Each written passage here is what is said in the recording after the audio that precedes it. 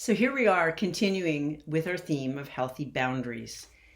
So of course we talked about last week your mentally fit room, and I gave you some homework. So if you didn't get a chance, take a peek at that video. Now we're entering into your emotionally fit room. And this is a time, especially when it comes to boundaries, where we need a lot of this, isn't it? Because especially when we have allowed people to invade our space for a long time, it can be difficult. I am a huge fan, you probably already know this about me, but The Language of Letting Go by Melody Beattie. Oh my gosh, it is like a Bible for me. I read it every day. It's like a daily affirmation. They've got she's got a body of strategies and storytelling and about whatever it is you're focusing on or you're needing to work through or grow. Again, The Language of Letting Go. So this is about flack from setting boundaries. When we own our power to take care of ourselves, set a boundary, say no, change an old pattern, we may get flack from some people. We talked about that last week. That's okay. We don't have to let their reactions control us, stop us, or influence our decision to take care of ourselves. We don't have to control their reactions to our process of self-care.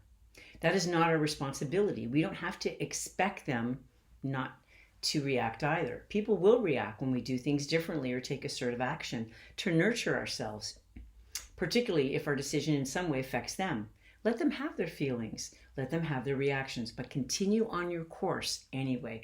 If people are used to us behaving in a certain way, they'll attempt to convince us to stay that way to avoid changing the system. If people are used to us saying yes all the time, they may start mumbling and murmuring when we say no. If people are used to us taking care of their responsibilities, their feelings and problems, they may give us some flack when we stop. That's normal. We can learn to live with a little flack in the name of healthy self-care. Not abuse, mind you. Flack. If people are used to controlling us through guilt, bullying, and badgering, they may intensify their efforts when we change and refuse to be controlled. That's okay. That's not flack. You deal with that right away. We don't have to let flack pull us back into old ways if we've decided we want and need to change. We don't have to react to flack or give it much attention. It doesn't deserve it. It will die down. Today, I will disregard any flack I receive from changing my behaviors or making other efforts to be myself.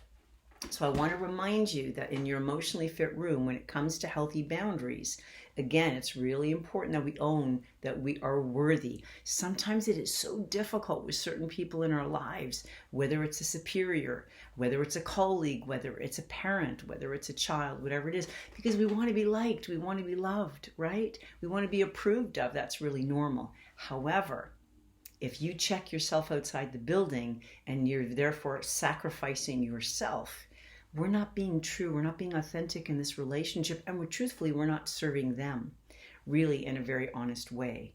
Because at the end of the day, I want you to write this down, who is responsible for whatever it is you're setting a boundary for?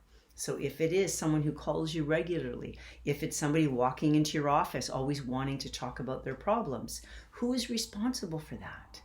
This doesn't have to be done with aggression or anything like that. However, it does need to be done consistently, as we talked about last week. So I'm going to encourage you to continue with your consistent, healthy boundaries. Continue on that list that I encouraged you to do last week, your homework of all the people that perhaps you need to start to say no and start to create healthy boundaries with. Just keep tackling one person at a time. Remember, short-term pain, long-term gain. Now, again, emotionally, what will happen is it's like going to the gym and building your muscle up. The same thing goes for setting boundaries. The more you set boundaries, you're saying yes to yourself. You're saying somewhere within you that I'm worthy. I'm worthy to say no, that what I'm doing matters most.